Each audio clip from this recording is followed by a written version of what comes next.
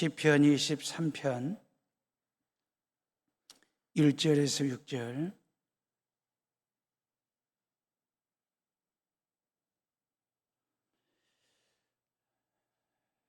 찾았으면 저랑 같이 읽습니다. 여호와는 나의 목자시니 내게 부족함이 없으리로다. 그가 나를 푸른 풀밭에 누이시며 쉴 만한 물가로 인도하시는도다. 내 영혼을 소생시키시고 자기 이름을 위하여 의의 길로 인도하시는도다. 내가 사망의 음침한 골짜기로 다닐지라도 해를 두려워하지 않을 것은 주께서 나와 함께 하심이라.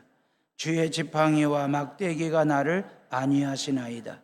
주께서 내 원수의 목전에서 내게 상을 차려주시고 기름을 내 머리에 부으셨으니 내 잔이 넘치나이다. 내 평생의 선하심과 인자하심이 반드시 나를 따르리니 내가 여호와의 집에 영원히 살리로다. 아멘. 2주 전에 대한민국은 물폭탄을 맞았죠. 그간 폭우로 인하여 대한민국 전국 방방곡곡이 심한 상처를 입었어요. 그래서 경기도 가평, 충남 서산과 예산, 전남 담양, 그리고 경남의 산청, 합천 6개 지역을 정부가 특별 재난지역으로 선포를 할 정도로, 우리 교회 구성모 안수 집사님이 충남 예산 분이거든요. 제가 지난주 주일 예배 끝나고 어머님은 좀 어떠신지 물었더니 물이 집에 들어와가지고 쓰던 살림 다 버리고 집수리를 해야 될 상태, 그리고 94세 되신 어머니는 요양병원에 잠깐 피난처럼 그렇게 하시면서 건강을 위해서 기도해 달라고 부탁을 하셨는데, 지지난주는 폭우로, 지난 한 주간은 폭염으로, 어찌 보면 이게 여름다운 여름이지 않겠어요? 이 여름다운 여름을 보내는데 수해 복구하시는 분들 지치지 않도록, 그리고 수재민들이 속히 일상의 삶의 현장으로 돌아갈 수 있도록 여러분들이 기도 많이 해주시고, 수해를 복구하는 정부가 단발성 복구가 아니라 장기적이고도 어떤 항구적인 복구 플랜을 가지고 안전한 대한민국 만들 수 있도록 여러분들이 기도해 주시고 응원해 주시기를 바라고, 오늘부터 시편 23편을 시리즈로 설교를 하겠습니다. 지금의 대한민국 또는 한반도에 시편 23편의 은혜가 두루마리 펼치듯이 쫙 그 은혜가 이 한반도 땅에 펴지기를 간절히 바라는 마음을 가지고 말씀을 준비하려고요. 제주 한라에서 백두에 이르기까지 푸른 풀밭이 되고 쉴만한 물가가 됐으면 좋겠다. 그러면서 남북 8천만 결의의 영혼이 소생되기를 소망하는 마음으로, 그 남과 북이 다시는 사망의 음침한 골짜기, 뭔 얘기겠습니까? 전쟁 말이에요. 다시는 남과 북이 전쟁 없이, 전쟁이 없도록 주의 지팡이와 막대기가 이 한반도를 안위하도록 그렇게 간절히 바라는 절박함을 담아 말씀을 전하도록 하겠습니다. 남과 북이 원수가 아니라 친구처럼 지낼 때 하나님께서 평화와 통일의 잔치 밥상을 저 38선 휴전선 비무장지대에 하나님께서 통일의 밥상, 잔치상을 차려주실 때에 남과 북 8천만 결의가 그 밥상 머리에 마주보고 앉아서 잔치를 벌이는 그런 소망이, 그런 소원이 이루어지기를 바라는 마음으로, 그리고 주님의 선하심과 인자하심으로 만드실 통일 한반도에서 나와 나의 후손들이 영원히 살리로다, 그런 소원을 품고 말씀을 전할 때 그런 마음으로, 그런 소원으로 말씀 들으시기를 바랍니다. 시리즈 설교를 통해서 우리 해오름 모든 성도들의 가정과 삶의 현장에 시편 23편의 행복이, 은혜가, 축복이 그대로 재현되기를 간절히 바라고요. 이 시편의 고백이 3000년 전에 다윗 한 사람의 고백으로 끝나는 것이 아니라 지금 이 시대를 살고 있는 저와 여러분들도 이 시편 23편이 각자의 고백이 되기를 하나님이 그거 바라지 않겠어요? 하나님이 원하시는 게 뭐겠어요? 다윗 한 사람의 고백으로 끝나는 것이 아니라 지금 이 예배를 드리고 있는 너희들 한 사람 한 사람이 이 시편 23편 고백하기를 바라는 마음 말입니다. 시편 23편은 너무 좋아서 주기도문 외우듯이 다 외워요. 사도신경을 외우듯이 다 외울 정도로 애독하고 애송하는 시입니다.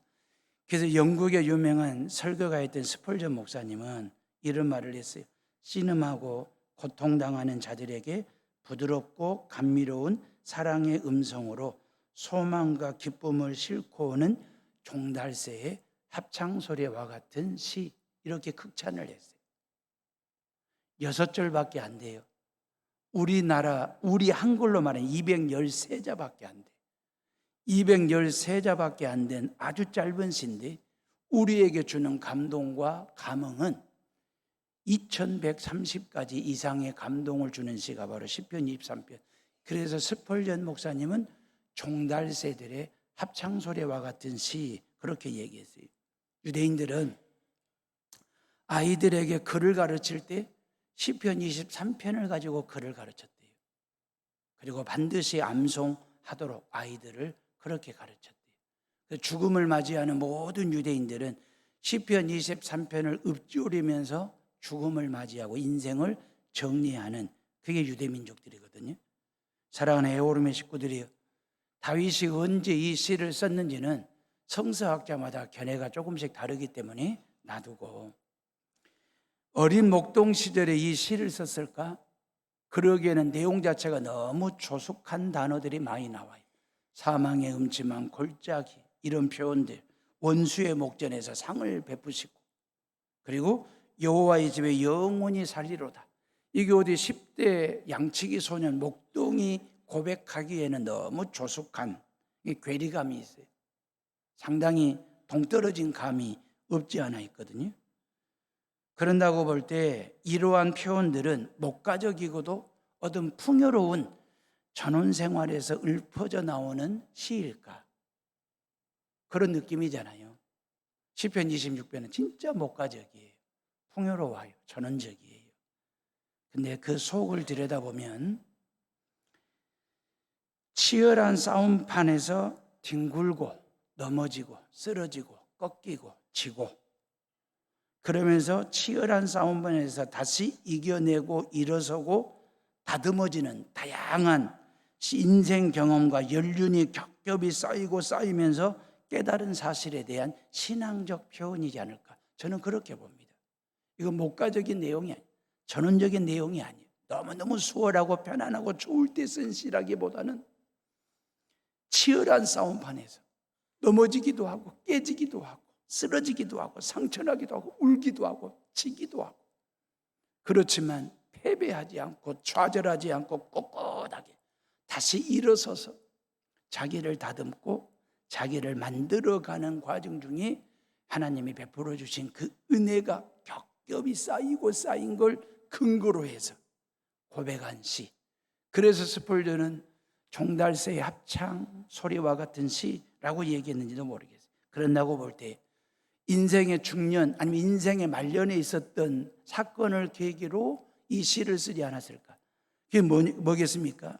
다윗의 인생의 최대 고비는 뭐냐면 밧세바라고 하는 우리아의 아내 밧세바를 자기 여자로 만들기 위해서 아주 치밀한 범죄를 저지르잖아요. 근데 하나님이 다 보고 계셨어요. 하나님이 다 알고 계셨어요. 만약에 하나님이 다윗을 버릴 생각이라면 내버려 두지, 간섭하지 않죠. 관여하지 않지. 근데 하나님은 다윗을 사랑하셔서 나단 선지자를 보내시고 다윗이 지은 죄가 뭔지를 깨닫게 하세요. 다윗이 깨닫고 깨우치고 회개합니다. 하나님 앞에 철저하게 용서를 받아요. 그리고 회복의 길을 걸어요. 아마 그걸 배경으로 쓴 것은 아닐까라는 생각 말입니다. 또 하나, 다윗이 인생 말년에 최대 고비를 겪게 됩니다. 사랑했던 셋째 아들 압살롬이 쿠데타를 일으키잖아요. 반란을 꾀해요. 실은 압살롬 셋째 아들은 다윗이 키우는 아들들 중에 가장 출중했습니다. 성경에 보면 머리끝에서 발끝까지 어디를 봐도 흠 하나 없이 잘생긴 외모에 지혜스러웠더라. 그렇게 되어 있거든요. 압살롬에 대한 소개가 프로필이 그래요. 우리식으로 말하면 이건 몸짱이에요. 얼짱이야. 지혜짱이에요. 천재였어요. 근데 그 좋은 머리를 좋은 데 쓴 게 아니고 나쁜 데 쓴 거예요. 왜? 왕의 자리는 항상 내 자리라고 생각했거든. 내 자리라고 생각을 하고 욕심을 내고 있는데 아버지 다윗이 자꾸 솔로몬에게만 마음을 두는 거예요. 솔로몬에게 왕의 자리를 넘기려고 그래. 그래서 못마땅하게 여긴 압살롬이 전국적인 청년 조직을 합니다. 이게 페인트죠. 트릭을 쓴 거예요. 핑계 삼아. 자신을 따르는 사람들을 모아가지고 비밀리에 특공대를 조직해가지고 훈련을 시킵니다. 그리고 아버지의 모든 비밀을 알고 있는 책사였던 아이도벨, 이 아이도벨을 돈으로 매수를 해요. 그 자기 사람으로 삼아요. 그리고 쿠데타 모의를 합니다. 그리고 궁궐을 쳐들어와요. 다윗 왕의 입장에서는 하늘이 무너지는, 억장이 무너지는 순간이잖아요. 그래서 아들과 아버지 사이에 맞짱을 뜨면 예루살렘 도시는 피바다가 됩니다. 백성들이 너무 많이 다쳐. 그래서 다윗 왕이 궁궐을 내줍니다. 왕의 자리를 내주고 망명길에 오르게 됩니다. 얼마나 고통스러운 순간이겠습니까? 왕의 자리를 내준 것, 왕의 자리를 뺏긴 것이 고통스러운 게 아니라 믿었던 자식놈이 그 말이에요. 아버지 목에 칼을 겨누른 반란의 우두머리 수괴가 돼가지고 쿠데타를 일으켰으니 우리 국가가, 우리 민족이 지금 이 고통을 겪고 있지 않습니까? 믿었던 대통령이 내란의 수괴가 돼가지고 특검을 받고 있으니까 다윗이 승승장구하고 한마디로 말해서 잘 나갈 때 그 말이에요. 밧세바와의 불륜을 저지르고 남편 우리아를 살해하는 범죄의 자리에 섰어요. 이제는 어떤 상황입니까? 아들 압살롬이 아버지 목에 칼을 겨누는 불효와 반역의 자리에 선 것입니다. 이건 비극 중에 비극이에요. 얼마나 인생에 쓴내가 나고 썩겠습니까? 한 인간이 무너지는 순간이에요. 이런 일련의 사건을 겪으면서 그 말이에요. 이런 일련의 사건을 겪으면서 다윗이 깨달은 것이 뭐냐면 여호와는 나의 왕이시니 그 말이에요. 내게 부족함이 없으리로다, 이거였을까요? 여호와는 나의 황제가 되시고 여호와는 나의 대장이 되시오니 나에게 모자람이 없다, 이거였을까요? 아니요. 여호와는 나의 목자시니 내게 부족함이 없으리로다. 여호와 하나님을 나의 목자로 고백한다라고 하는 얘기는 나는 하나님의 양 같은 존재. 요 얘기는 뭐냐? 생사여탈권이 그 말이에요. 내가 사느냐 죽느냐, 이 위기를 극복하느냐 위기에 매몰이 되느냐 하는 모든 결정권은 나의 목자 되신 하나님 여호와께 달렸으니 그 말이에요. 나는 당신의 양이오니 그 말이에요. 겸손하게 하나님의 처분을 기다릴 줄 아는 이 겸손한 말입니다. 하나님 앞에서 나는 왕입니다. 하나님, 내가 일국의 왕인지 모르십니까? 왜 이러십니까? 그리고 하나님 앞에서 고개를 쳐들고 턱을 들어 올리면서 교만 떠는 다윗이 아니라 하나님 앞에서 고개를 떨구고 그 말, 여호와는 나의 목자시니 내게 부족함이 없으리로다. 내가 사느냐 죽느냐 하는 것은 하나님 손에 달렸으니 그 말, 죽어도 주를 위하여 죽고 살아도 주를 위하여 죽겠다라고 아까 찬양 고백한 것처럼 그 모든 것들을 하나님 앞에 머리를 쪼아리면서 하나님께 모든 것을 전적으로 맡길 줄 아는 이 겸손함, 이 위기 상황에서 이 인생의 고통과 쓰라림, 쓰디 쓴내 나는 이 사건, 이 상황 앞에서 하나님 앞에 철저하게 나의 목자 되시고 나는 그분의 양됨을 고백할 줄 아는 다윗. 다윗의 위대함은 바로 이 점에 있어요. 히브리어로 읽어드리면 1절 말씀을 미즈모르, 레 다윗 예후와 로이로 예사르. 이게 1절이에요. 영어 성경이나 우리말 성경에는 다윗의 시라고 표제어 타이틀을 붙여놨어요. 여러분 성경도 다윗의 시라고 타이틀을 붙여놨는데 히브리 원문을 보면 다윗의 시라고 타이틀이 없어요. 1절에 연결되어 있어요. 1절에 다윗의 시 여호와는 나의 목자시니 내게 부족함이 없으리로다. 그 말이 미즈모르 레 다윗 예후와 로이로 예사르 그렇게 되어 있거든요. 저도 제 성경에다가 1절 앞에다가 빨간색 볼펜으로 임지영의 시 그렇게 적어놨어요. 임지영의 시 여호와는 나의 목자시니 내게 부족함이 없으리로다. 미즈모르 레 임지영 예후와 로이 로 예사르. 제가 시편 23편을 약간 비틀어 볼게요. 목사는 설교 준비하면서 이 본문을 긍정적인 미래지향적인 관점으로 들여다보기도 하지만 부정적인 문으로 아니면 좀 삐뚤어 이렇게 들여다보는 습성들이 좀 있어요. 왜냐하면 본문 자체를 종합적으로 보기 위한 설교학에서 나온 배움이거든요. 그래서 제가 23편을 약간 비틀어 보겠습니다. 약간 부정적이고도 절망적인 내용을 담아서 1절에 그냥 읽기만 해도 좋잖아요. 그냥 듣기만 해도 너무 좋잖아요. 근데 다윗이 지금 간절함이 묻어나죠. 여호와 하나님이 나의 목자가 되시면 좋겠다. 요 얘기는 여호와 하나님을 나의 목자로 안 모신 적이 있었다 그 말이잖아요.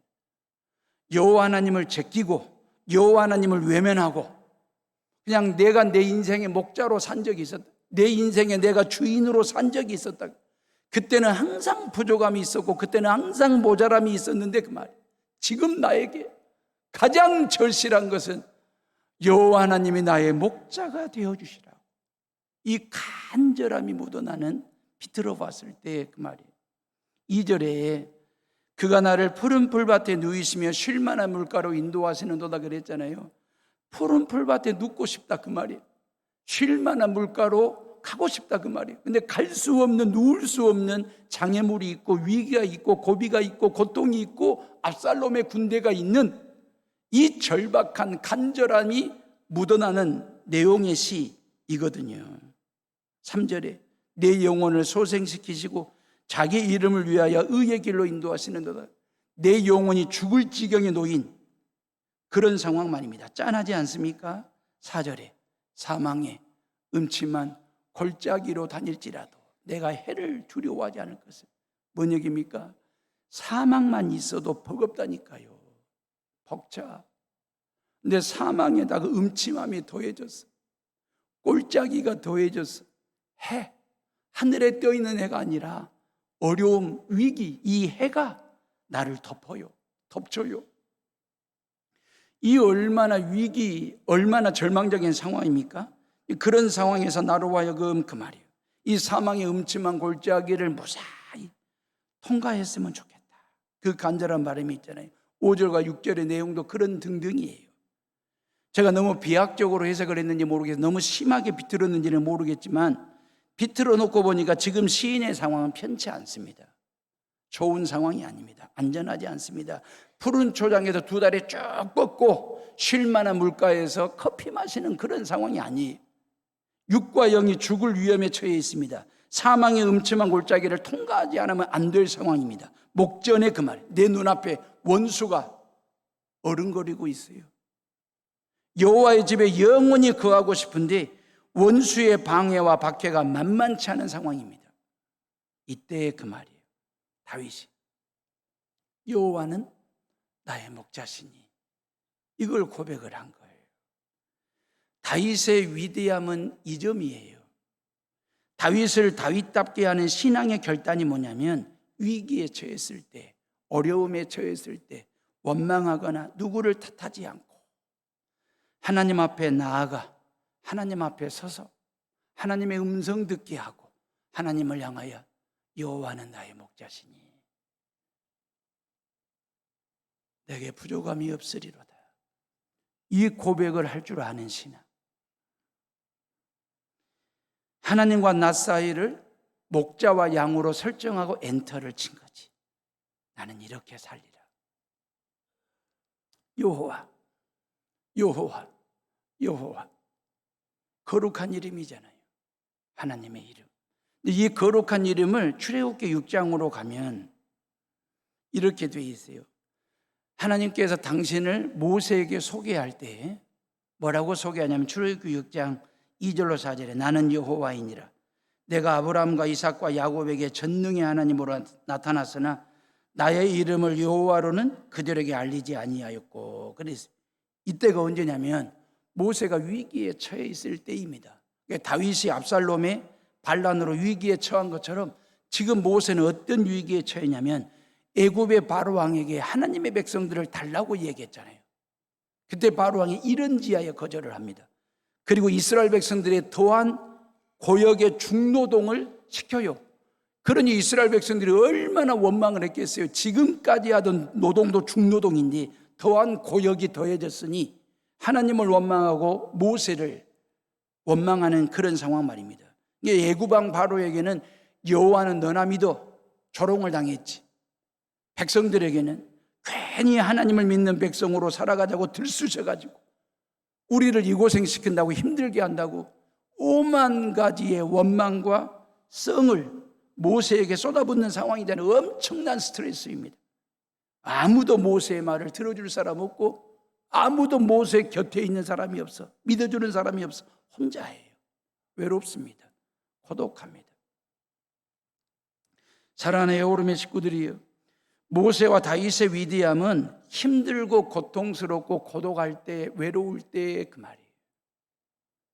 그는 고립되지 않기 위해서 하나님 앞에 설 줄 아는 사람, 그리고 하나님의 계획이 무엇인지 보려고 했던 사람, 하나님이 나에게 뭐라고 말씀하시는지 하나님의 음성 들으려고 했던 사람, 이게 다윗이에요.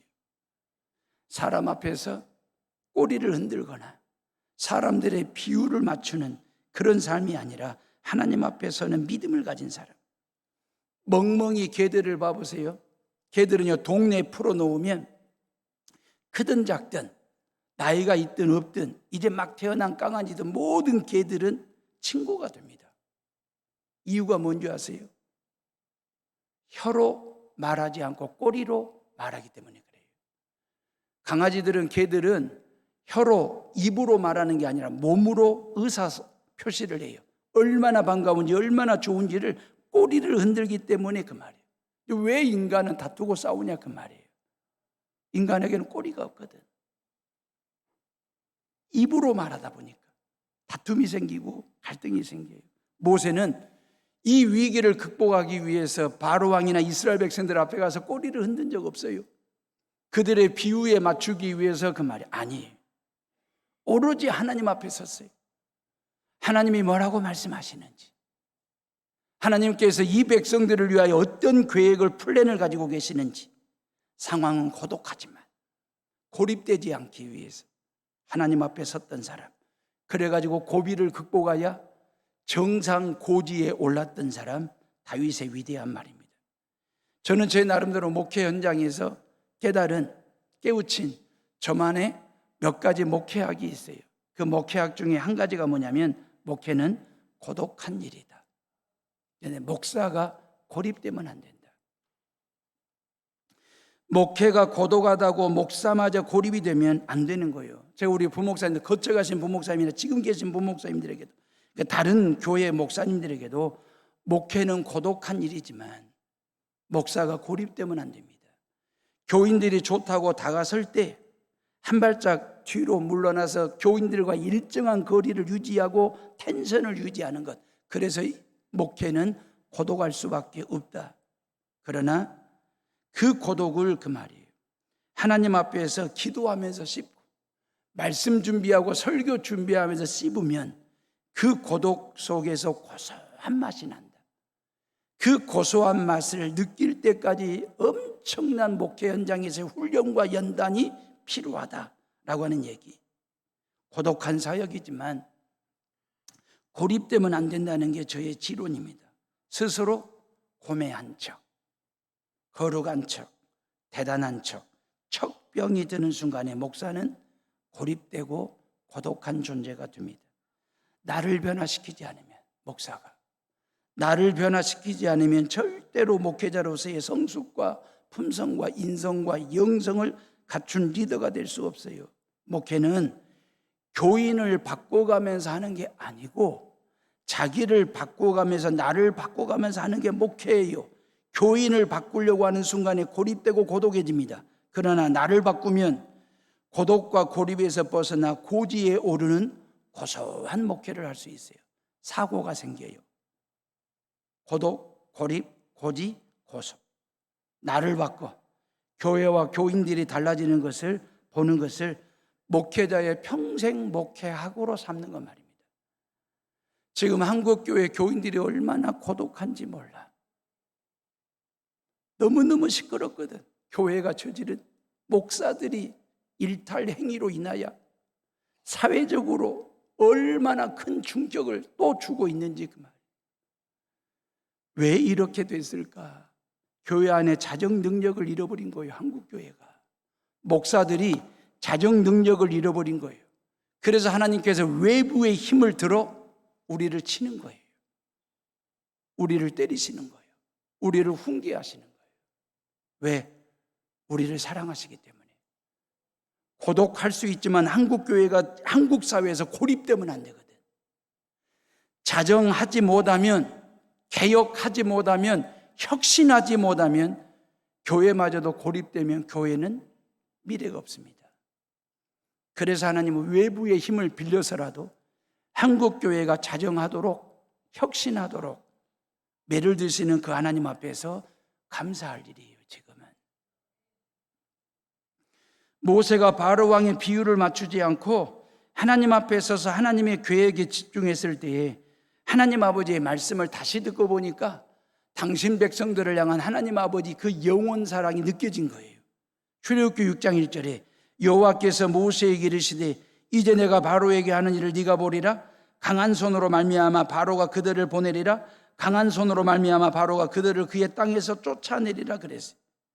모세에게 중요한 것은 바로 왕의 친절이 아니었습니다. 백성들의 지지가 아니었습니다. 하나님 아버지의 마음을 아는 거였어요. 그 고독한 상황에서 하나님 아버지의 마음을 알았더니 알았어. 하나님께서 강한 손으로 그 말이에요. 애굽 땅과 바로 왕을 제압하실 때에 그 바로 왕이 반드시 당신 백성들을 데리고 나가라고 금과 은을 모아서 주면서까지 데리고 나가라고 애걸복걸할 때가 온다. 그 약속을 뭘로 약속하신 거예요? 나는 여호와이니라. 당신의 이름으로 약속하신 거예요. 하나님의 이름으로. 다시 말하면 바로 왕이 감당할 수 없는 민족이 될 거라는 거예요. 히브리서 11장이 믿음장이잖아요. 38절에 믿음의 사람들을 성경은 뭐라고 해석하냐면 세상이 감당할 수 없는 사람 그랬어요.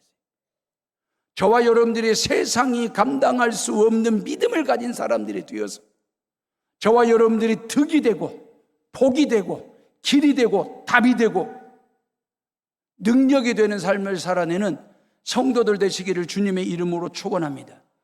그냥 세상이 감당할 만한 그런 종지기만한 신앙이 아니라 세상이 감당할 수 없는 믿음을 가진 사람, 그렇게 쓰임받을 때, 그럴 때 하나님께서 나는 여호와로라. 그 여호와라고 하는 말이 반드시 꼭 그 말이거든요. 진짜로 그 말이에요. 정말로 그런 뜻입니다. 이런 약속을 언제 했느냐? 호렙산 떨기나무 불꽃 가운데 하나님이 임재하셨잖아요. 모세를 부르시더니 모세에게 나는 스스로 있는 자 아니라 지존자요 자존자라고 말씀하시면서 나는 여호와이니라.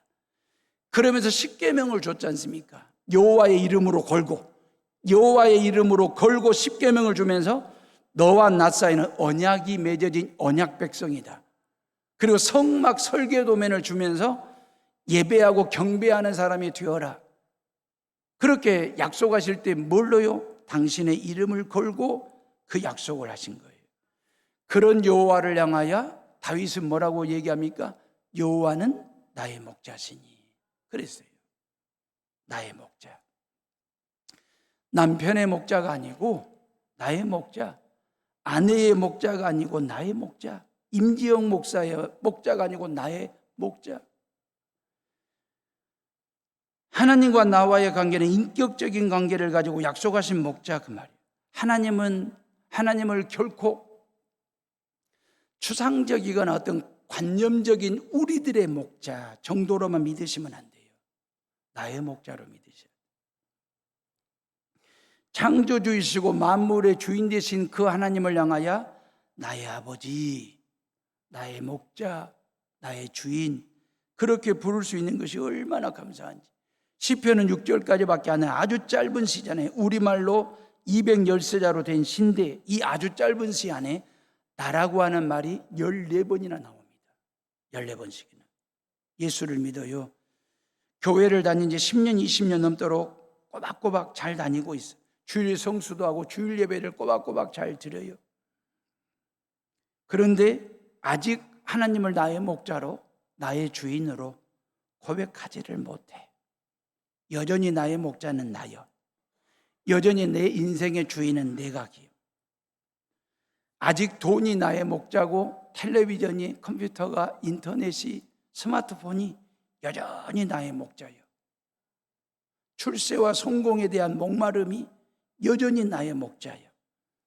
주일날 예배 드릴 때는 여호와 하나님이 나의 목자인 것처럼 느껴지는데 예배만 끝나고 세상 속으로 들어가는 순간에 여전히 내가 나의 목자로, 나의 주인으로 한 주간의 삶을 버텨. 한 주간의 삶을 살아내. 그러니 벅차지. 그러니 늘 부족함을 느끼는 거지. 그러니까 늘 모자람이 있는 거예요. 나의 목자, 나의 주인이 여전히 나다 보니까 가진 것은 있는데 부족해. 높은 데까지 올라갔는데 아직은 양이 안 차. 왜? 나의 목자가 나니까. 스마트폰은 나의 목자시니 내게 부족함이 없으리로다. 스마트폰이 나를 인터넷 세상으로 누이시며 쉴만한 아이콘으로 인도하시는도다. 내 오감을 소생시키고 나의 이름을 위하여 페이스북이나 블로그로 인도하시는도다. 내가 심심함과 외로움에 음침한 골짜기로 다닐지라도 큰 두려움이 없으면 깜놀 어플이 나와 함께 있음이라. 스마트폰의 블로그와 카톡이 나를 안위하시나이다. 수많은 팔로워들의 공감, 좋아요는 내게 상을 베푸시고 유튜브가 내 마음을 감동시키니 내 눈이 황홀해지니이다. 나의 평생의 모든 앱이 나를 따르려니 스마트폰에 영원히 거하리로다. 누군가가 패러디한 시를 가져왔는데 주님의 자리를 스마트폰이 차지하고 있어요. 바이블을 쥐고 살아야 되는데 스마트폰을 쥐고 사는 거예요. 정확히 말씀드릴까요? 폰이 여러분들을 쥐고 있는 거지. 내가 폰 쥐고 사는 게 아니라 이 폰이 나를 쥐고 있는 거예요. 그러니 점점점 하나님의 존재가 옅어지는 거예요. 하나님의 존재가 희박해져. 여러분들의 자녀들의 영성, 여러분들의 자녀들의 신앙이 얕아지는 거예요. 왜? 폰이 그 인생 쥐고 있거든. 정말로 가치 있는 일이 뭔지, 내가 생명을 거려할 일에 대해서는 관심이 없어요. 그냥 재밌으면 되는 거야. 내 손에 들려진 스마트폰이 보여주는 대로, 알려주는 대로 보고 재밌으면 땡, 끝난 거예요. 그건 전부예요. 내가 목숨 걸어야 될 것이 무엇인지에 대한 강구함이 없어요. 찾는 애절함이 없어요. 지구는 사람들이 쥐고 있는 한낱 작은 스마트폰 안에서 지구가 놀고 있어요. 이제 머지않아 AI나 챗GPT가 우리를 지배할 때가 올 것입니다. 삶의 방점을 재미에 두고 사니까 끌려다니는 거예요. 폰에 쥐어 사는 거예요. 재미에 두지 말고 가치, 의미, 사명, 신앙의 방점을 두고 사는 것. 사랑하는 에오름의 식구들이, 우리의 신앙이 이렇게 미숙할 때가 있어요. 어설플 때가 있어요. 미숙하다고 어설프다고 걱정할 건 없어요. 그냥 있는 대로 사세요. 부족하면 부족한 대로 그 부족함을 인정하면서 믿으세요. 스마트폰을 목자처럼 여기는 그런 허접함이 나에게 있음을 인정하면서 믿으세요. 이걸 인정할 때에 믿음의 성 속으로 들어갈 수 있는 길이 열립니다. 신앙에 실수 하나 없이 예수님 믿는 사람이 누가 있을까? 저도 마찬가지예요. 내 깐에는 최선을 다했다고 다 했는데 결과를 놓고 보면 항상 허접해. 하나님에게 양이 찰까? 그게 모세이고 다윗이고 베드로였고 우리도 마찬가지입니다. 베드로를 봐보세요. 예수님의 십자가에 못 박혀 죽으실 때 아주 멀찍이 서서 십자가 죽음을 직접 목격했던 사람이에요. 예수님을 모른다고 3번씩이나 부인했다가 닭 울음소리를 듣고 회개했던 사람이에요. 부활하신 주님을 만났던 베드로였어요. 그런 베드로가 갈릴리 바닷가에 고기잡이로 다시 돌아가 버렸어요. 예수님의 십자가 죽음을 봤는데도, 부활하신 주님을 만났음에도 불구하고 갈릴리 바닷가 어부 고기잡이로 다시 돌아간 이유는 뭐냐면 베드로에게는 아직 성숙할 만한 신앙이 장착이 안 된 거예요. 언제? 성령을 만나고 난 후 그 말이에요. 부활하시고 난 후 승천하신 예수님이 이 땅에 성령을 보내주신 거예요. 그 성령께서 베드로의 마음에, 삶 속에, 생각 속에 충만하게 들어왔을 때, 성령의 그의 삶을 쥐게 될 때, 그는 다시 제자의 자리로, 제자리로 돌아왔어요. 신앙의 자리로. 신앙의 자리까지 못 갔다고 해서 내가 섭섭해야 하거나 조급해하지 마세요. 그냥 실수하면 실수하는 대로 믿으세요. 살고 계세요. 그럼 언젠가는 성령께서 찾아오셔요. 그리고 성령이 내 마음을 터치하실 때가 있어요. 불과 같은 성령이 내 마음에 임하실 때가 있어요. 그 성령께서 여호와는 나의 목자시니 내게 부족함이 없으리로다, 이 고백을 하게 하실 때가 와요. 주는 그리스도시요 살아계신 하나님의 아들이십니다. 이 신앙 고백을 하게 하실 때가 와요. 그때까지 기다리는 신앙. 여호와는 나의 목자, 나는 그분의 양이라고 관계 설정했을 때 목자 되신 여호와 하나님께서 다윗을 가장 다윗답게 해주신 거예요. 그럼 시편 23편에 양이라는 표현 자체가 없어요. 근데 양이 있어요. 목자가 등장하는 곳에 양도 있는 거죠.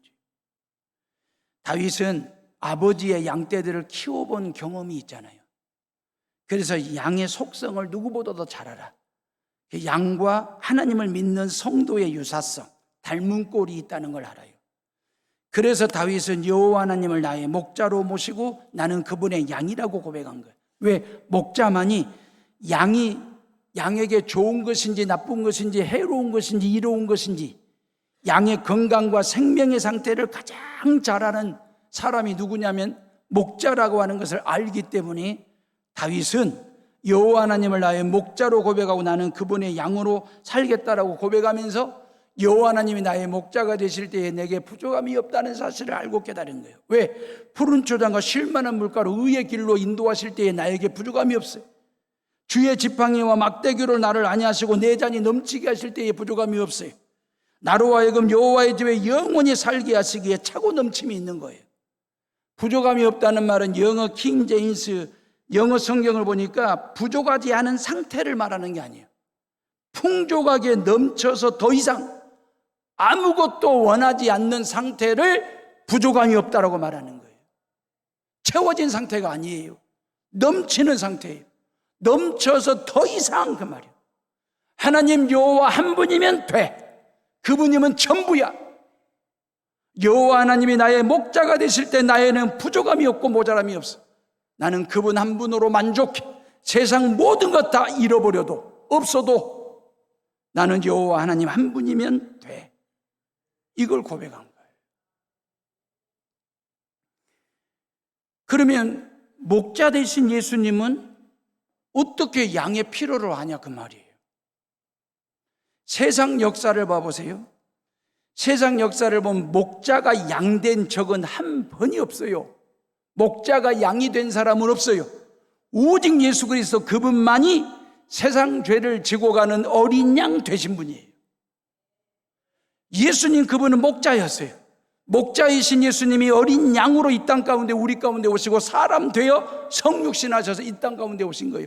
시편 23편은 여호와는 나의 목자라는 얘기고 22편을 봐보세요. 시편 22편은 어린 양 되신 예수 그리스도에 대한 예언의 말씀이에요. 그러니까 예수님은 어린 양 되어 보셨기 때문에, 사람 되어 봤기 때문에 사람에게 가장 중요한 것이 무엇인지를 알아. 양에게 가장 중요한 것이 무엇인지를 알아. 그 중요한 게 뭐냐? 여호와 하나님이 목자가 되면 된다, 그 말이에요. 그걸 고백한 거예요. 다윗다움이 뭐냐, 그 말이에요. 하나님 여호와를 나의 목자로 고백할 때에 그 말, 2절, 3절, 4절, 5절, 6절이 확 열려요. 여호와 하나님을 나의 목자로 고백하지 아니할 때 2절, 3절, 4절, 5절, 6절 말씀이 열리지 않아요. 여는 키, 워드가 뭐냐? 여호와 하나님은 나의 목자이시니. 그래서 제가 가장 목사다울 때가 언제일까요? 제가 가장 목사다울 때가 2001년 3월 13일 날 순선호에서 제가 목사 안수를 받았거든요. 목사 안수증 내밀 때 목사다울까요? 제가 해오른교회 유임 목사입니다.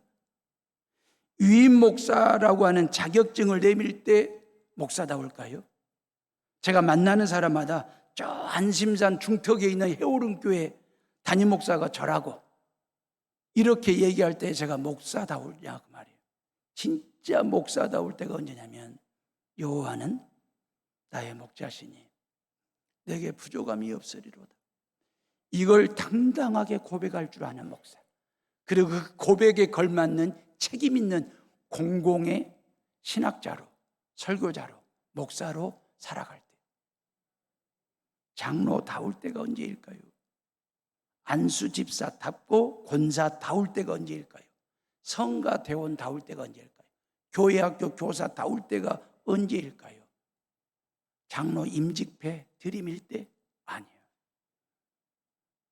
성가대원들의 앞에 서서 찬양할 때 성가대원다움일까요? 교사 자격증 내밀 때? 아니에요. 저와 여러분 모두가 다 누구 앞에서든 여호와는 나의 목자시니.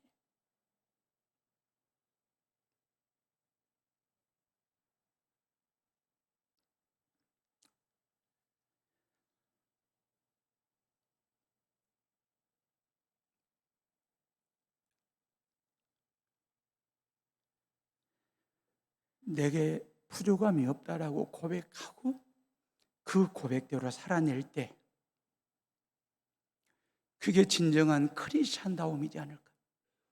이 대한민국 사회에서 교회가 고립되지 않고 당당하게 교회다움을 견지하는 길이지 않을까, 답이지 않을까, 능력이지 않을까라는 생각을 합니다. 기도하겠습니다.